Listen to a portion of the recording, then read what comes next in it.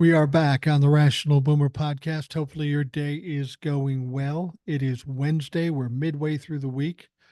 Donald Trump's criminal trial started back up yesterday, and it was a doozy. Did not go well for Donald Trump.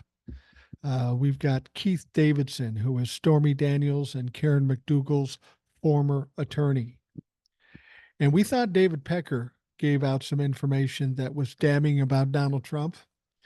Keith Davidson really did a number on Donald Trump. He helped to corroborate a lot of evidence, and it didn't look like Donald Trump was having a good day of it. He was a little grumpy.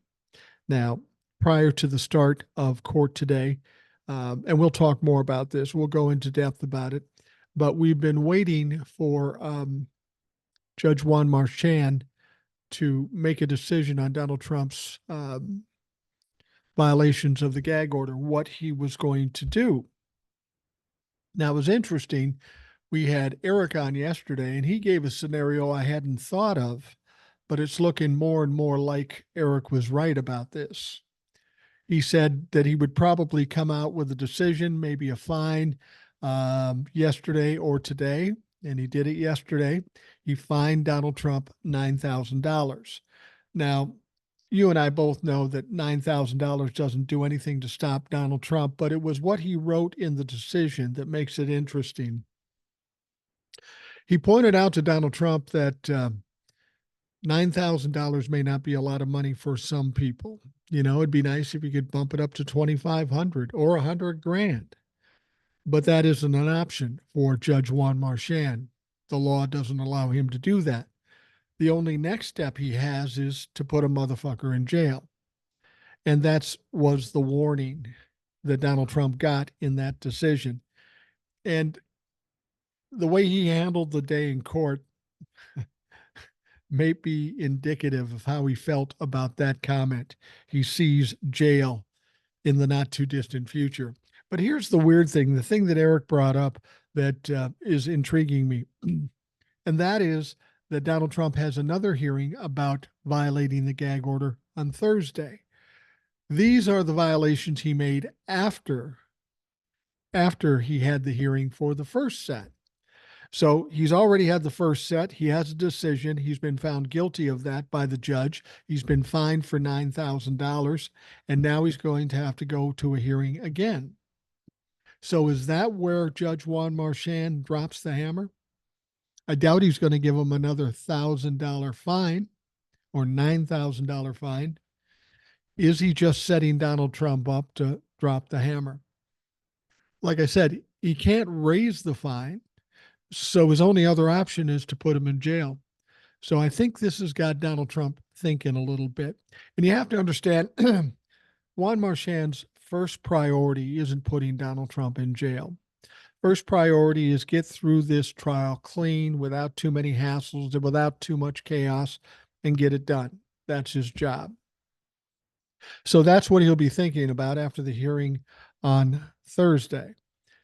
What he will do, well, he'll probably put it off a little while longer again, like he did this first one. Think about it, contemplate on it, deliberate on it, and then we'll see what he does. And it may have a lot to do with how Donald Trump behaves. Donald Trump was not happy about that decision that he violated the gag order. He went off a little bit on the gag order and on the judge, which he's perfectly legal to do with the gag order. But he didn't step outside that at all. And then he had to sit through the whole court case, and this Keith Davidson just tore him a new asshole, just tore him up. It's funny how these Republicans will come to me and say, oh, the case has fallen apart. Yeah, for Donald Trump, it's fucking fallen apart because he's in trouble.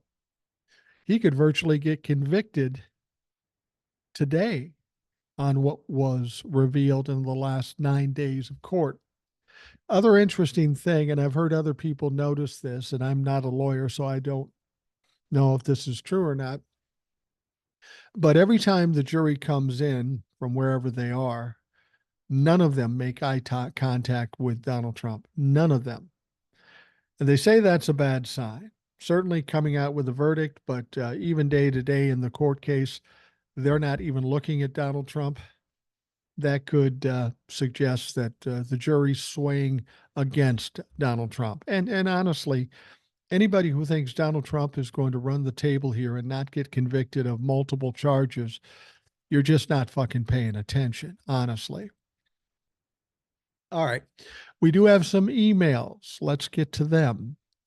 I saw a bunch of posts that Trump made last night. I was particularly offended by his photo of himself with Jesus behind him, with his hands on Trump's shoulders. All the subsequent posts went on and on about how picked on he is. All I could think is, nobody likes me, everybody hates me, I'm going to go out and eat worms.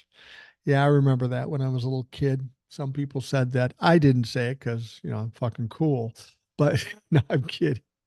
I don't know who used to say that, but I remember hearing it. It was a 60s, early 70s thing. Anyway, I haven't thought of that since I was about 8 years old. I'm 73.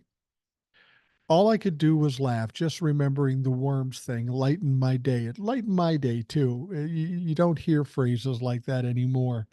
We're far too sophisticated now. That's one of the things I think back to the old days in the 60s.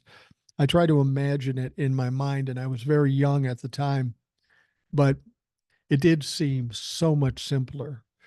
There were problems and there were difficulties, and certainly in the 60s we had the turbulent times with the riots and the protests and the war and the assassinations. But everything seemed much simpler for those of us that lived in our little nuclear family. You didn't worry about the things that you worry about now. So I feel bad for the kids today because they're having to worry about a lot of things that we didn't have to worry about back in the day. All right, it wraps up by saying thanks, Mike, for all you do and say. You are indeed a light in what could become depressing days. Patricia.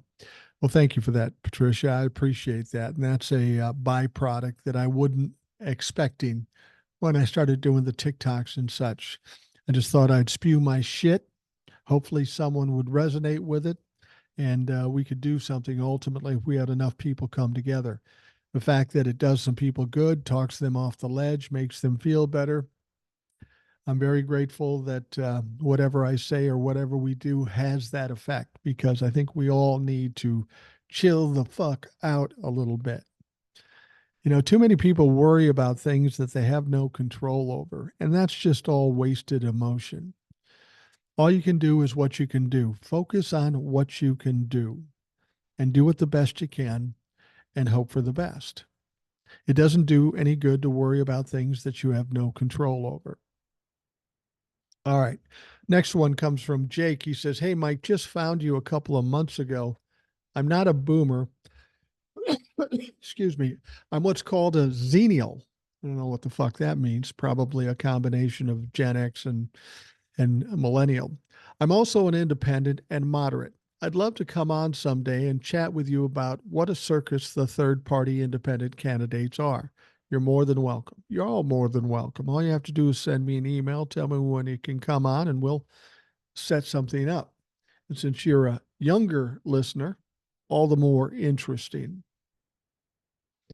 He goes on to say, responding to the whole Israel Hamas thing, we have to support Israel as they are our ally, but we should also 100% support war crimes charges and prosecution against Netanyahu or Netanyahu when it's over. Jake.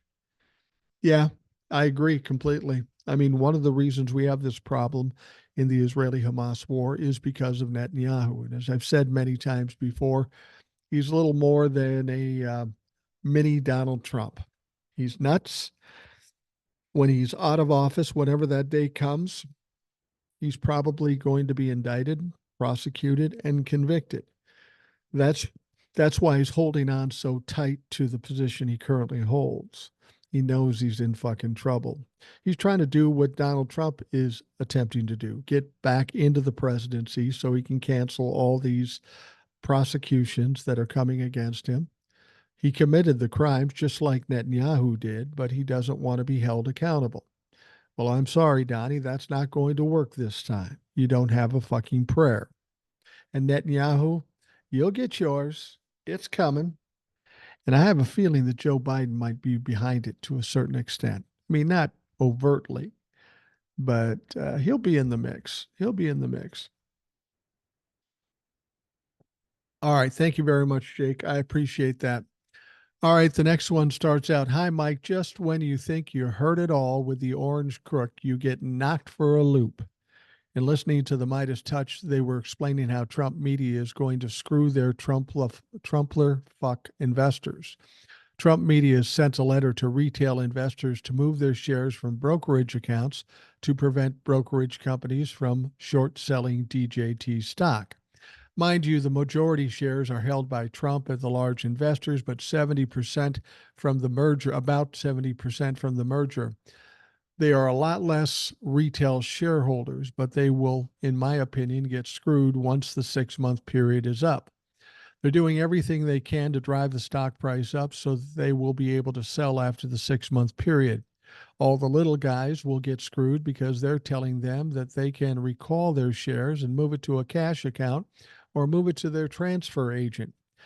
The issues with this are there are fees associated with moving the shares elsewhere, and there would be a delay when they elect to sell off their shares because it would have to move over to a brokerage company to sell. You see what's going on here. In short, Trump, who holds the majority of the shares, would be able to sell off his shares right away, but the retailers who do what they are saying would not be able to sell them off right away because of the delay. By the time they can sell, their stock price would drop tremendously, while Trump and other insiders would make out like a bandit. Devin Nunes, CEO of Truth Social, sent letters to our favorite MAGA fuck, Jim Jordan, to investigate market manipulation of the Trump stock. So corrupt. I hope this company is investigated and they all lose their shirts. P.S. All that orange crook is missing is the matching orange jumpsuit. Thanks, Oliver. Yeah, I tend to agree. And you got to know that there has to be some criminal activity in the way they're running this IPO in the company. I think the SEC is already looking into it. We've already gotten two people admitting to crimes and pleading out.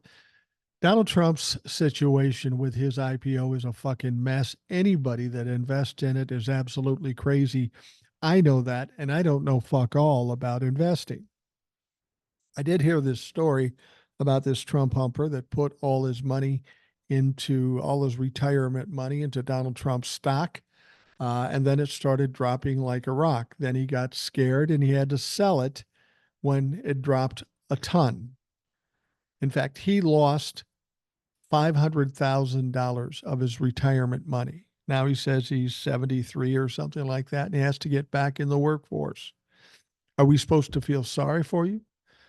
I mean, how can you feel sorry for somebody who's just flat out stupid? Who could possibly think that investing in Truth Social when we know all we know, who would think that's a good idea? If you're that stupid, you deserve what you get. Thank you, Oliver. The next one comes from Charles. He says, Mike, hello. Dr. Samuel Johnson made the following quote: patriotism is the last refuge of the scoundrel. Who can you associate this quote to today? Yeah, it's a good quote, and it is the essence of who Donald Trump is, the definition of who Donald Trump is, and the Republicans for that matter.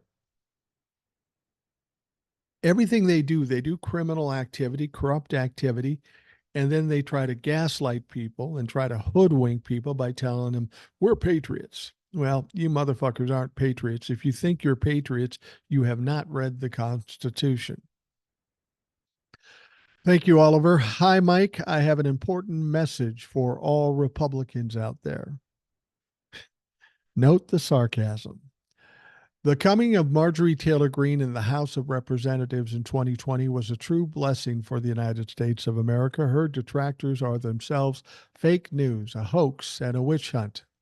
True Republicans know of her great accomplishment. She got rid of all Jewish space lasers, chased down an innocent surviving kid of a mass shooter. She saved Kevin McCarthy as Speaker of the House. She introduced QAnon inspired bills. She has an iron hand enforcing decorum in the House of Representatives. She was the first to show dick pics in the committee, was a great mentor to other women in the House, like Lauren Boebert, or Blobert, as he says, and she is a great friend and admirer of Vladimir Putin, the sanest, most honest ruler on the planet. This exquisite, intelligent, sensitive, caring, charming, delightful, and so very pretty woman. Yeah, you're pushing a little far, Panzer. Women should be Donald Trump's vice presidential candidate for the next election without a doubt. Go MAGA, Panzer. I get the sarcasm, Panzer. I think it's clever. I think it's funny. But when you went as far as saying that she was so very pretty, that's too far. That's ridiculous. Don't do that, Panzer. Anyway, thank you, Panzer, for your regular dose of sarcasm. All right. Hi, Mike. I'll try to follow what is happening with you in the U.S. Since your choice can also be important for my country, Denmark, and the rest of the world, these are strange times indeed. I have never felt the need to follow the American election so closely until now. Glad you did. I have come across two women who are running to enter the Senate. Their names are Katrina Christensen from North Dakota and Caroline Leitch from Utah. To me, they seem like two strong young women. There are promotional videos with them. Maybe you will see them and give me your opinion. P.S. I've attached their videos for your convenience. Looking forward to hearing your thoughts on them. With regards, Jeanette Dahl. And Jeanette, I haven't seen them as yet, and I don't know if you're being sarcastic or if you're being serious, but I promise you, when we get done with the show, I'll take a look at it and we'll mention it tomorrow. I promise you. But thank you for the email. I appreciate it immensely. All right, the next one comes from Darren. He's out of Montana. I love the fact that people think that Michael Cohen is not credible. I remember when Sammy the Bull Gravano, who was a serial killer, put John Gotti behind bars with his testimony. People can see through this bullshit, Darren. Yeah, I agree. I agree. You can call Michael Cohen a criminal, but the crimes he committed were to benefit Donald Trump. And that's what Donald Trump and his legal team are having trouble explaining. No, Michael Cohen just paid off Stormy Daniels. Well, why would he do that? He didn't sleep with her. He wasn't worried she was going to expose him. He was doing the bidding for Donald Trump, and Donald Trump can say whatever he wants, but the facts and the evidence prove otherwise. So Donald Trump is in trouble. And in the first 9 days of this court, it's become a little tight for him. And you can see it on his face. You can hear it in his voice. And he is not liking sitting in that courtroom at all. Now, I will tell you, he was in the courtroom yesterday. He will not be in the courtroom today. Wednesdays are usually a day off because the judge, Juan Marchand, has some other duties that he attends to. So they'll be back in court on Thursday. And when they get in court on Thursday, it'll get a little nerve-wracking again because every day that court is open, more evidence is coming forth, more witnesses are coming forth, and these days are going to get much tougher. We heard that Donald Trump did, in fact, fall and sleep in court today. Spent a lot of time looking down or leaning back with his eyes closed. Donnie's having trouble staying awake. Anyway, thank you very much. The next one comes from Paul. He says, "Hi, Mike. Paul here from UK, Oxford. Over the past 8 years, we've been watching the streaming series called The Trumplefox. We are now halfway through the series 6. We have only kept watching to see the narcissist, corrupt, criminal, bad guy, main character end up in jail with all his enablers and the sick family, his wife running off with the tennis coach. Thank God this has only been a fictional series. Really don't want to see a series 7. Clearly, that would be completely stupid and unwatchable. Paul, the Trumplefucks, not Trumplefucks, Trumplefucks. I wonder if I got a copyright issue there. Either me for them or them for me. I don't know. It's not the same word. Anyway, I got to see that. I'd like to see that. I'd like to see the UK's take on Donald Trump. It could be very interesting. I don't even know if I can get that here in the States. But Paul, thank you for reaching out from UK Oxford. We're getting people from all over the world. We got Denmark, the Netherlands, we've got Ireland, we've got people from everywhere. And I couldn't be more grateful. I mean, when I started doing the TikToks and the podcast, I was happy anybody wanted to hear it, let alone international folks. But thank you very much. All right.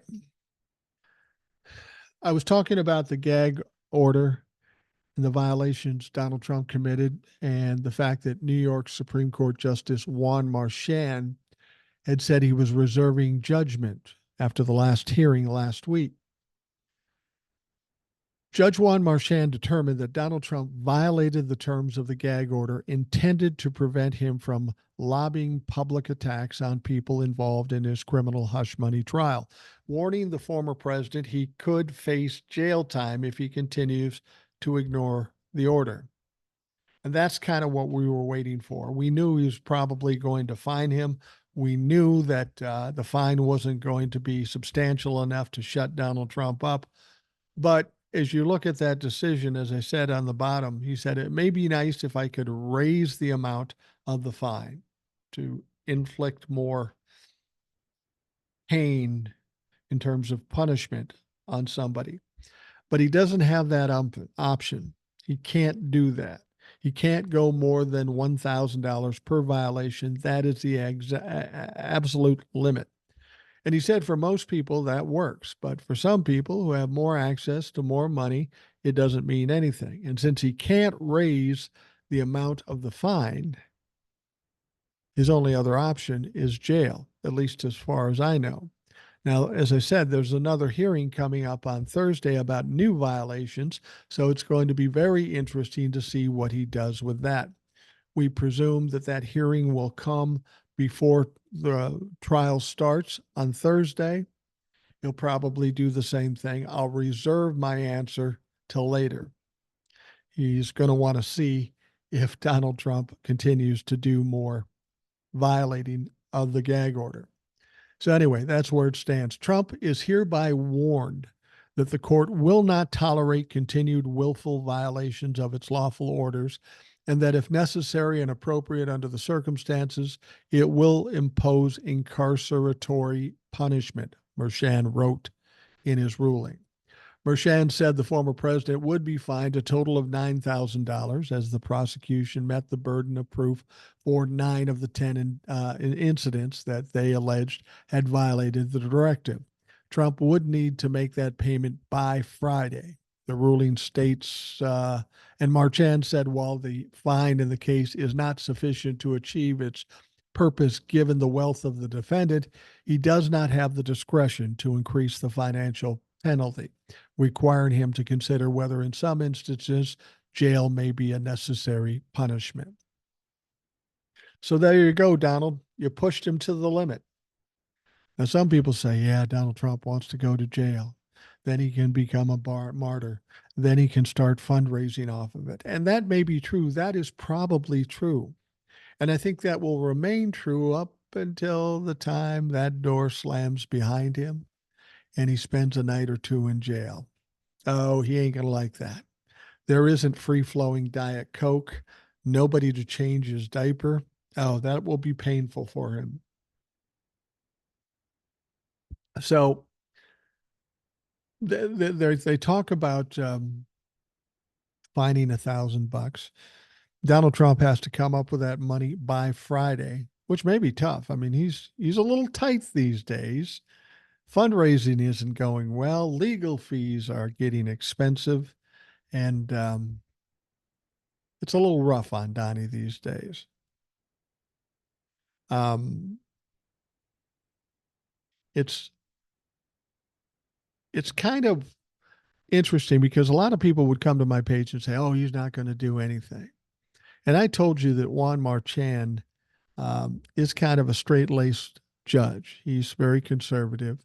Um, and he's got to do something because, as I've said before, he wants to keep the court case going smoothly and he wants it to be able to get it wrapped up and finished in a decent amount of time.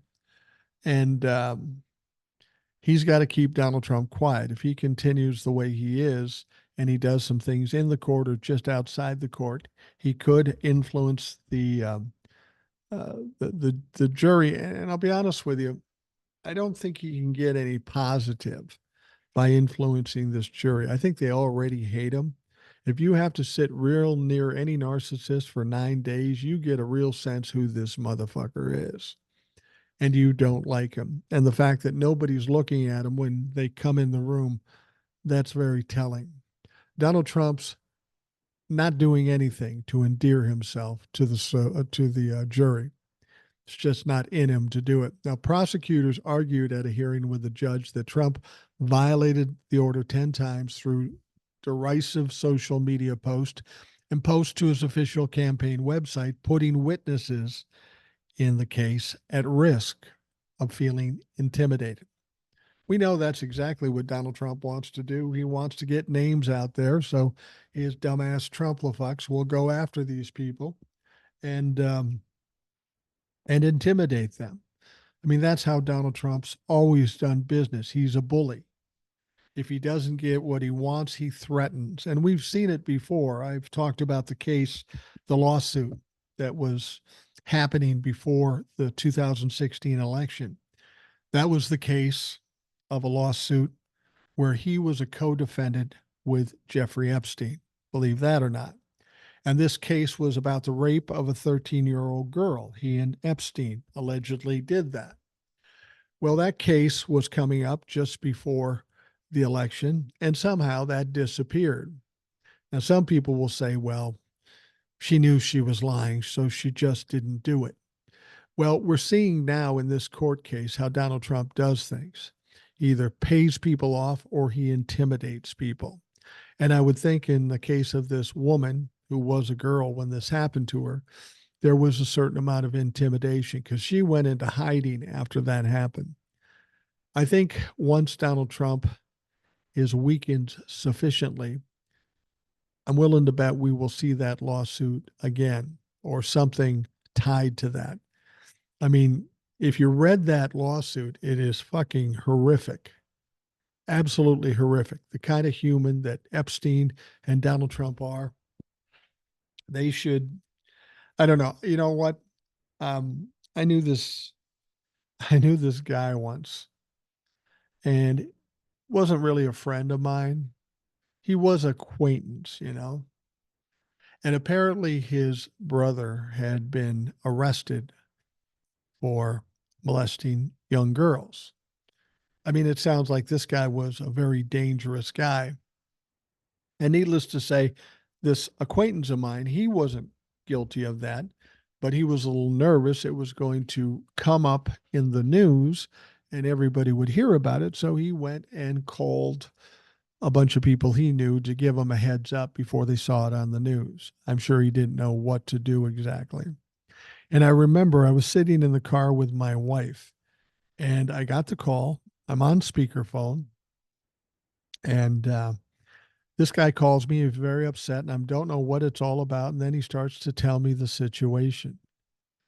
And he says to me, so what do you think is going to happen to my brother? And I said to him, I said, well, if I had my druthers, I'd put him on his knees and shoot him in the back of the head, execution style, because a guy like this cannot be fixed. My wife was in agreement, but appalled that I actually said that. And that gentleman probably wasn't very pleased with me. But he asked me my honest opinion. And there are some pretty egregious crimes. Molesting children is at the top of the list. And as we know from people who are who are apt to do this sort of thing, it doesn't sound like they can be fixed. And maybe I'm being too tough on it, but I've had kids, I have grandkids now. I don't have a lot of sympathy for somebody who has the problem of pedophilia. I don't. Um, we all have things that we are desirous of and crave. And if they are outside the realm of the law, we hold ourselves back.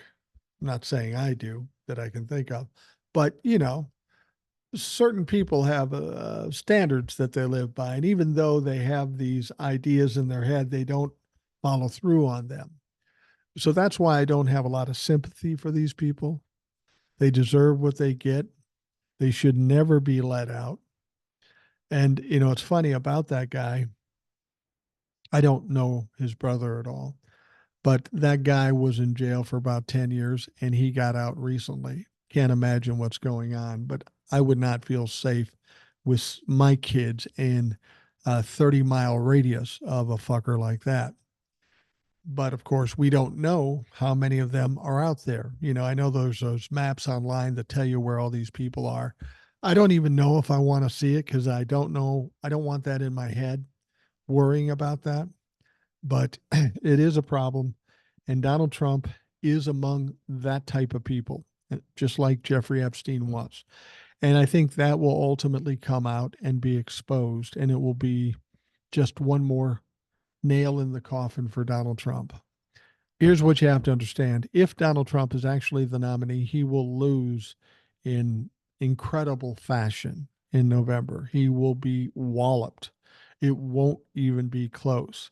And then when that happens and the Republicans leave him high and dry, which they most certainly will, Donald Trump will be left as a pitiful heap of blubber. That's what he'll be. He'll end up being an oil stain in the street. There won't be much left of Donald Trump. He's not healthy mentally or physically. He's old. He's going to be 78 years old in November. And he's going to be done. Everybody always talks about, well, I'm not going to be happy until he's in jail. And he's likely to go to jail. People ask me that all the time. Do you think he'll go to jail? I don't know how he avoids jail with the number of felony charges against him just in the Manhattan district. Most of those crimes call for 2 to 4 years in prison. Now, if he got one, if he was convicted of one, maybe they could figure out a way to keep him out and keep him on, house arrest or something like that. But he is likely to be convicted of 10, 15, 20, maybe all 34 charges. And when you have somebody who's that prolific of a criminal, I don't know how you keep him out of jail, how you justify giving him probation or house arrest. Jail has to be on the table for Donald Trump with the amount of crimes he's committed. And as we've said before, we're hearing things being bantied about the Secret Service, trying to figure out what they do if Donald Trump is put in a cell. They aren't doing that for fun. They know something. And that jail cell thing could come as quickly as Thursday if Judge Marchand hammers him, drops the hammer on him on Thursday as somebody who's already violated the gag order for a second time. Judge Juan Marchand is not going to be very humored by that. And then there's the other aspect of it we talked about, Lawrence O'Donnell talked about. Haven't heard anybody else talking about it. I don't know if it'll be a thing.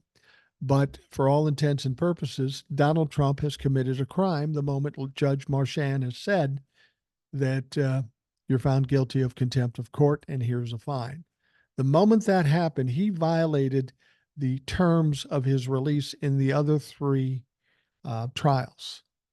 He's essentially out on bail. And when you're out on bail, you've got to follow some rules. And one of the big rules is don't commit any more motherfucking crimes. And clearly, he just committed a crime as adjudicated by a judge. So it's legit, it's real. And so theoretically, any one of those other judges could say, okay, you violated the terms of release and now you're going to be remanded into jail up until the time of the start of the trial, which would be interesting because Donald Trump's been doing nothing but trying to delay these trials. He may be in a situation where he's just giving himself more time in jail. I don't know that they'll go to that extent. The important thing to understand is he violated the law. He's now violated the terms of his release. That certainly could happen. We'll see. All right.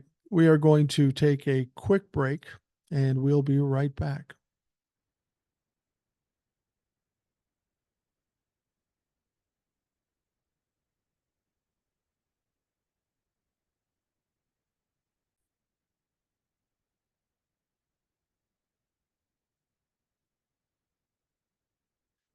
We are back on the Rational Boomer podcast. And before we get to the next story, it's an interesting one.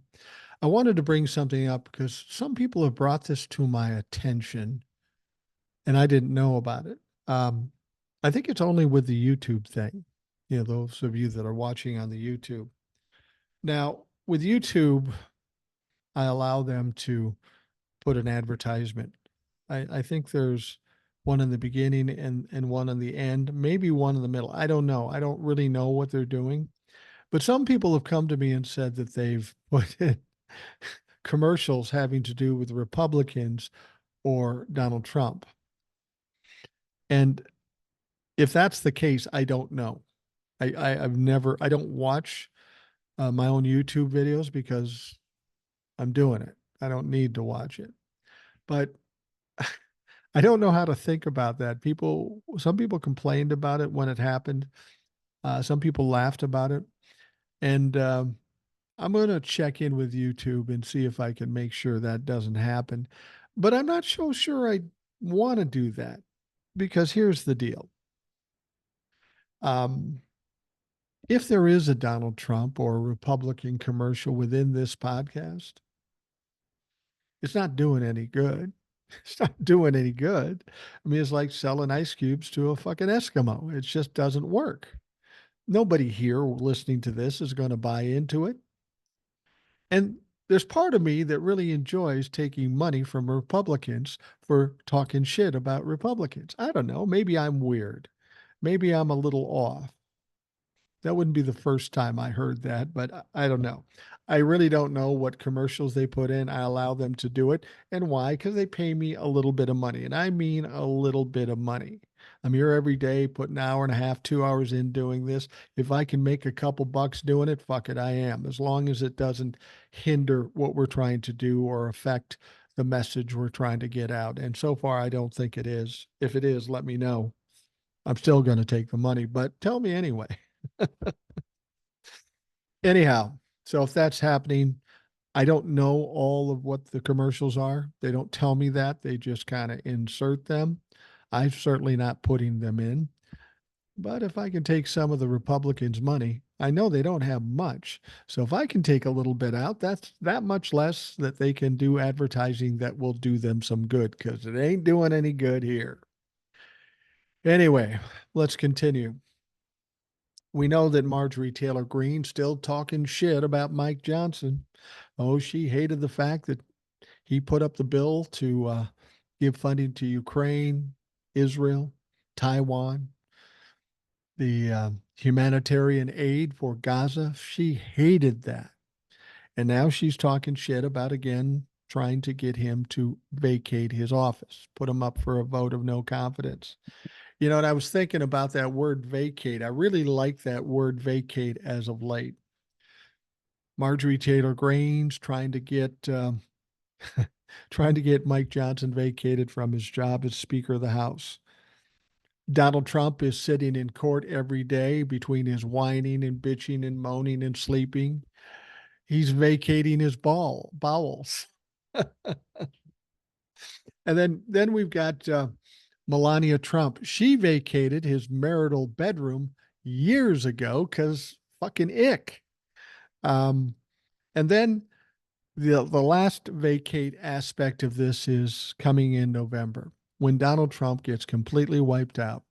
A lot of people that stand with him are going to vacate the side or behind Donald Trump. They're going to leave him holding his least impressive appendage, as I say, with his mouth agape.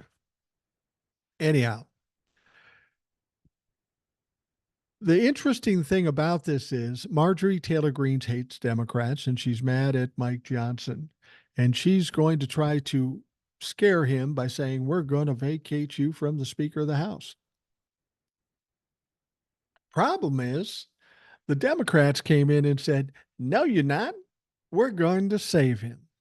They're going to save him from being ousted if needed. And he did not reject that offer, likely ending a simmering weeks long effort by a small group of hard right Republicans to replace him.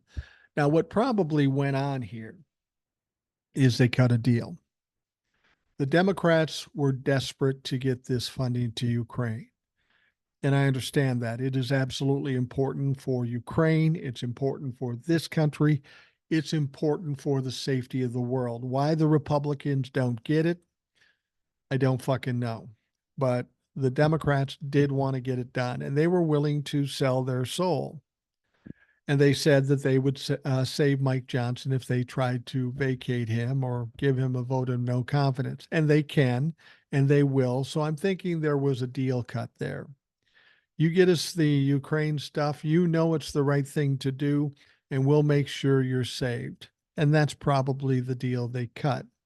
And, what the hell? There's 6 months left in this term, 6, 7 months left in the term. Mike Johnson seems to be starting to get a conscience or a soul, but don't buy into that shit. You know who he is. He's a slimy motherfucker. He's just doing whatever he can to save himself. He's not a good guy now just because he did what he did. He's transactional. He did what he did so he could get what he wanted, and he got that. So we'll see what happens. I don't even know that they're going to put up a vote because it will be embarrassing once again for the Republicans if it doesn't pass, if it doesn't work. Now, when I say that, I start thinking about that, and I say, well, everything they do has been an embarrassment, but they still keep doing it. So maybe they will hold the vote, and it will be ironic if the libtards kick Marjorie Taylor Greene's ass once again. So Greene threatened to force a snap referendum on Johnson's speakership right after he allowed the bipartisan vote on the government shutdown. Johnson further infuriated Greene and her cohort by supporting bipartisan foreign aid and legislation. Here's the thing that the Republicans should have done in the first place. As soon as Donald Trump left office, they should have shut down the MAGA party, the MAGA group. They're a small percentage of the Republican caucus in the House. They should not have that much power. The only reason they did is because the rest of the Republicans allowed them to have it. They should have shut that down, but they didn't. So now they're at a point where they're going to try to shut them down in this situation like they did in the budget thing. And every time they do this, it weakens the MAGA group. And thank God for that. It's a little late, a little too late by the Republicans, but at least now they're figured out what they need to do. Now, House Democratic leader Hakeem Jeffries and his top deputies said that in light of the foreign aid legislation passing, Democrats would vote to block Greene's motion to vacate, meaning that there's no way she would have enough votes to prevail. At this moment, upon completion of our national security work, the time has come to turn the page on this chapter of a pro-Putin Republican obstruction, Jeffrey said. Representatives Catherine Clark and Peter Aguilar of California referring to Russian President Vladimir Putin. They said, we will vote to table Representative Marjorie Taylor Greene's motion to vacate the chair. So basically put it on the table and let it become stale and never vote on it. And they're going to do this if she invokes the motion. It will not succeed. Now, later on Tuesday morning, Greene said that she would force the House to go through with her doomed motion. Of course, like I was saying before, they'll either be smart enough to not do it and get embarrassed, or they'll do it anyways just to show how tough they fucking are. And then they'll fail again. Yeah, keep failing, Republicans. See how that works for you when you get to November.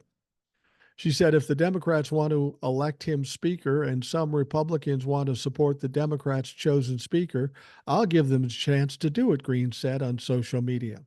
I'm a big believer in recorded votes because putting Congress on record allows every American to see the truth and provides transparency to our votes. Yes, it does. Some examples. You guys are crowing about infrastructure, but not one of you motherfuckers voted it. COVID relief bill. A lot of you are taking credit for it, but none of you voted for it. I agree. We should see how everybody votes, and then we can hold them to account when it comes to election time. Now, Johnson said at a press conference that he was not given advance notice of the statement by the Democratic leaders. First, I've heard it, he said. Like I've said, I got to do my job and continue to keep my head down. This is a very serious time for the country. We're not playing games here. The world is on fire. Johnson also said that he had not made a deal with the Democrats, but did not object to being able to keep his job due largely to their acquiescence. There's no deals at all. Bullshit, Mike. They're going to hate you anyway, so you might as well own up to it. He was rejecting the idea that he had exchanged his support of a Ukraine aid bill for a Democratic guarantee that he could retain the speakership. Well, how else would you explain it? Of course, there was a deal. He says, I've not requested assistance from anyone. No, of course not. You're a tough motherfucker. I'm not focused on that at all. I'm focused on getting the job done and getting the legislation passed. And I'm doing it because Jesus told me to do it, and I'm Moses. I added that. According to the House rules adopted by Republicans under the previous Speaker, the former Rep. Kevin McCarthy, a single lawmaker, can force a no confidence vote on the Speaker at any time. This, of course, led to McCarthy's downfall after Matt Gaetz triggered a vote last fall with support from 7 of his GOP colleagues. Now, McCarthy would have survived if Democrats wanted to bail him out, but they all voted with Gaetz and his ilk, and that's how it would normally go. The Democrats would just vote against it. It'd be a partisan thing. And one of the reasons they didn't save Kevin McCarthy because he's a lying, slimy motherfucker. He cuts a deal with Joe Biden, then goes back on the deal with the budget, and you can't trust the motherfucker. So good. Don't let the door hit you where the good Lord split you.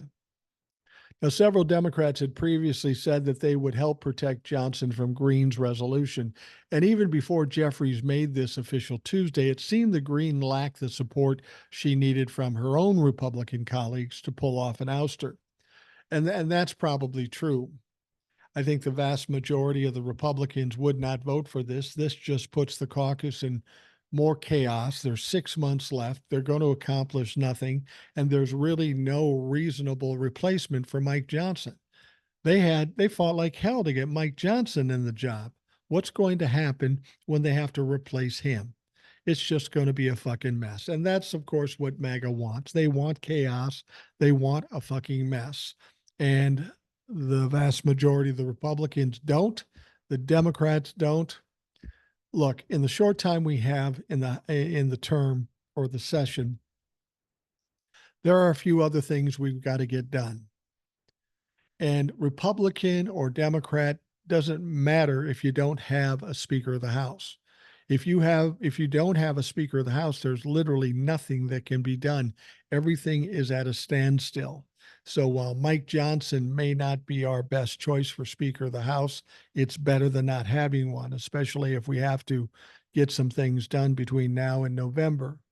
And since Mike Johnson is willing to work with the Democrats to a certain extent, why the fuck not? Why not keep him there up until the time that the Democrats get the power and Hakeem Jeffries will be the Speaker? And I'm looking forward to that. We'll see a dramatic difference in the productivity of the House of Representatives once the Democrats have control and once Hakeem Jeffries is the Speaker. Now, this came from Kat hammock. There's been a lot of chatter about a motion to vacate, but there's just quite frankly not the willpower. Now, she told Huffington Post this after emerging from a party meeting. Internally, everyone knows what would happen if that were to pass. And so we're moving ahead. Now, when the Republicans booted McCarthy from the Speaker's office, they wound up leaderless for 3 weeks, halting all legislative activity until they finally settled on Johnson. It's not clear how moving against Johnson would be any different. So it would basically paralyze the House of Representatives.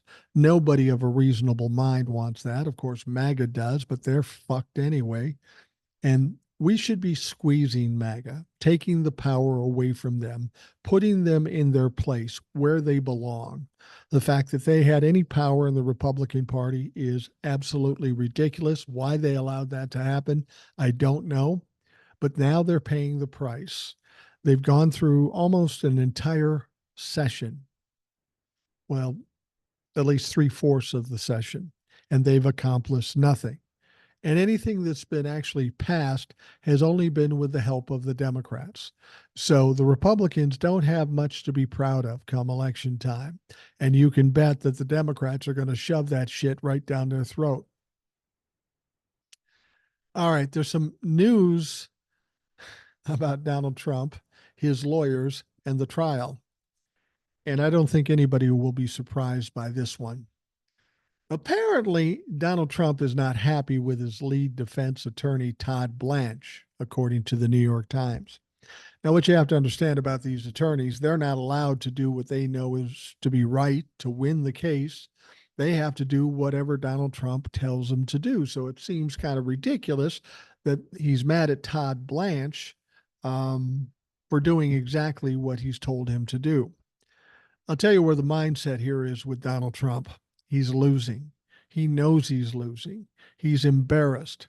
And like every good narcissist, he's got to blame somebody else. In spite of the fact that Todd Blanche has done everything, for as fucked up as it is, that Donald Trump has told him to do, he's losing. He doesn't understand it because he's a fucking genius. He's losing. Now he's got to blame somebody. And apparently he's blaming his lead lawyer. Now, Trump has been frustrated with Blanche since the early days of his criminal hush money trial. 4 people familiar with the situation said, according to New York Times political reporters Maggie Haberman and Jonathan Swan. Now, he's reportedly complained that Blanche, a former federal prosecutor, has not been aggressive enough. Trump wants his lawyer to attack witnesses, the judge, and what he sees as a hostile jury pool. Now, the problem with it is if this lawyer did what Donald Trump is suggesting he do, he'd probably be found in contempt of court and he'd probably be put in jail. And even this guy knows that.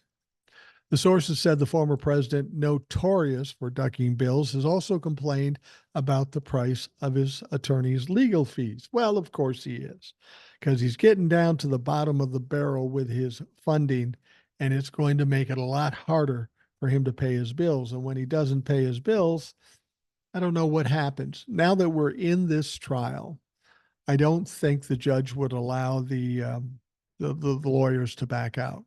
It has to be okayed by the judge, even if the lawyers want to leave and even if Donald Trump want to kick them out.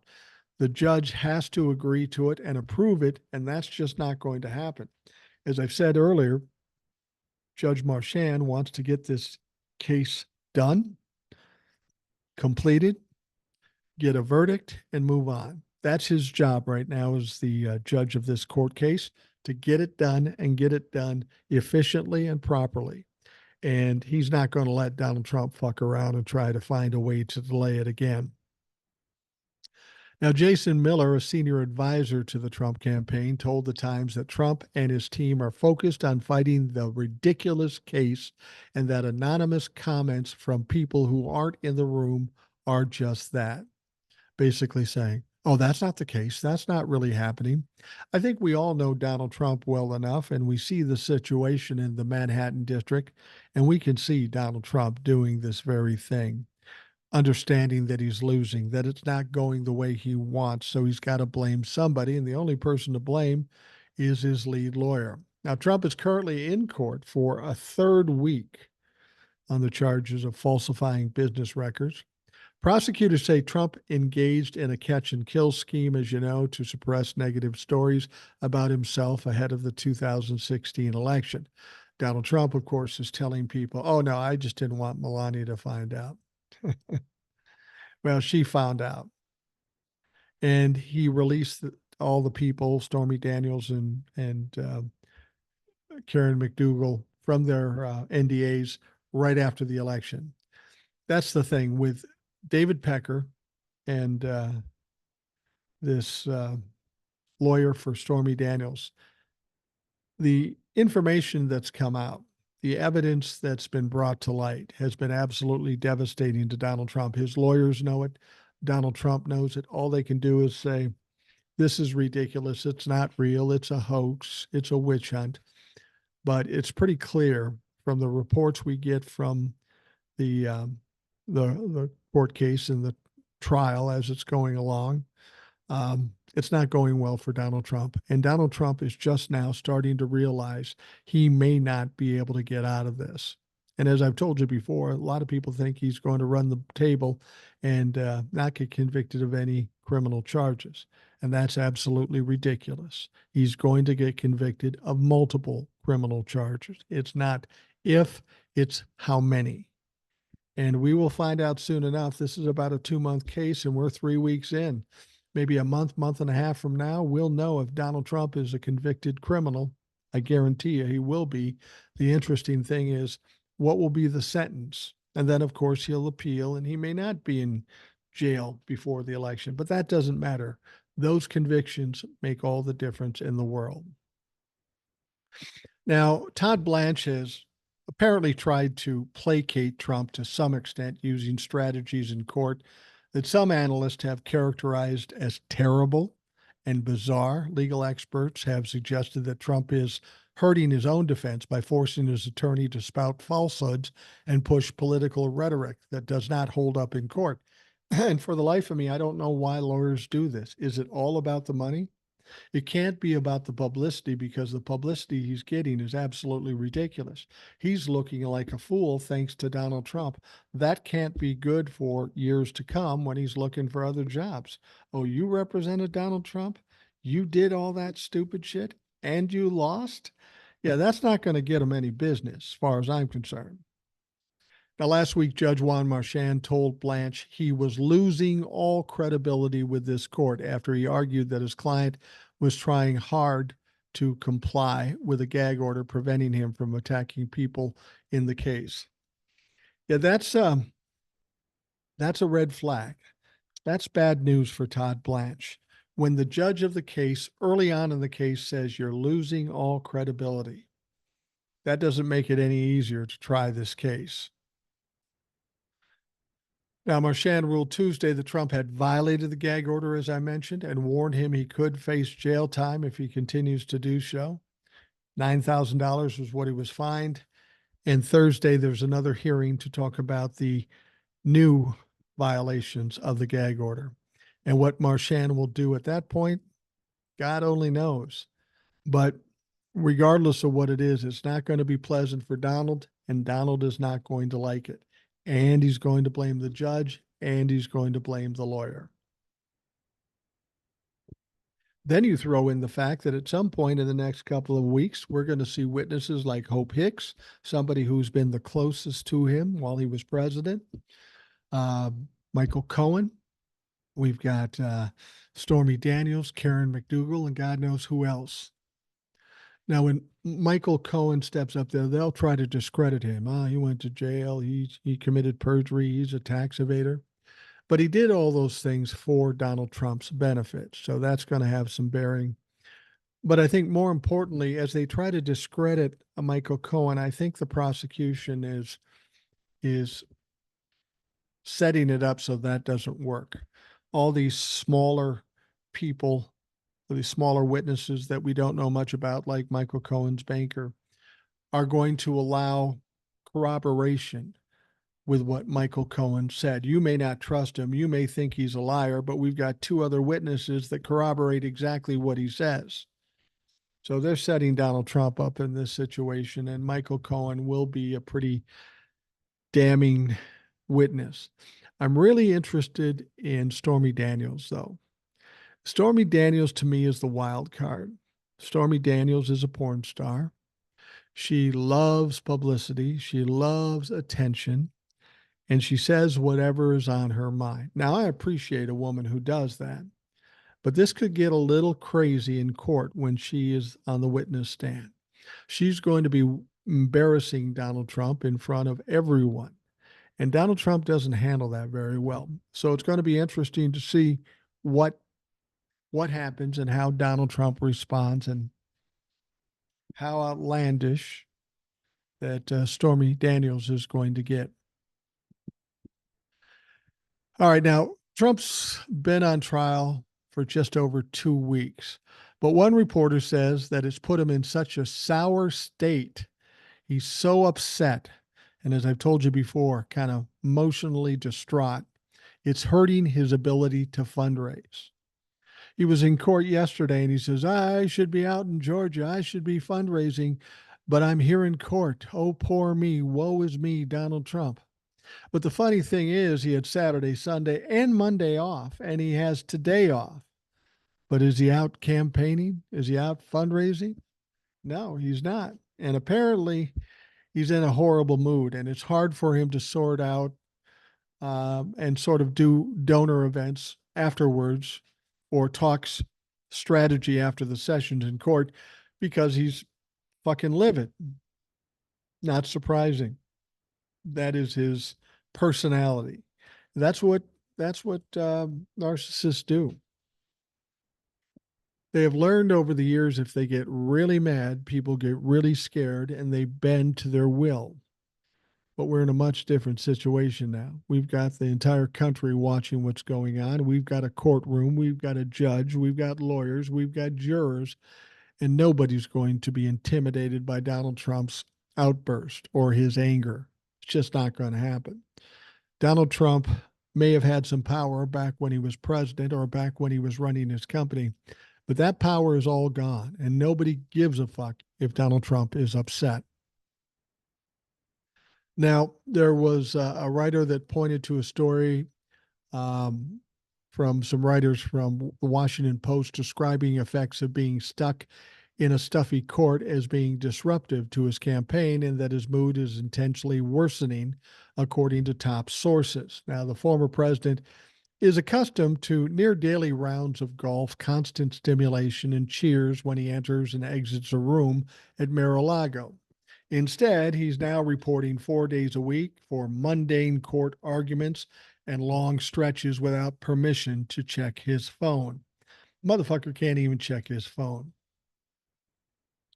Now, the writer piggybacked off that description with her own reporting that he's not accustomed to being told how to conduct himself now or ever. Donald Trump has to be always doing something. He's like one of these ADD kids. If he's forced to sit still, it's driving him nuts. And Donald Trump hates it, she said. Absolutely hates it. This is a person who, when he was president, in the first days in office, was able to basically blow through the norms of how a president normally operates every morning. She described Trump skipping intelligence briefs, excuse me, to spend hours in the White House residence in the morning and ring all his pals to find out how he was doing politically and what they think about what he said on television the other day. This is all about self-aggrandizing, about looking for a pat on the back. That's the only thing Donald Trump needs to subsist, and he's not getting it now. In fact, he's getting the opposite, and it's not going well for him. Now, she describes Trump as so self-absorbed that he tried to autopilot some of the big responsibilities of being president to work on political machinations of amping up his popularity. Like, we had the biggest crowd at the inauguration.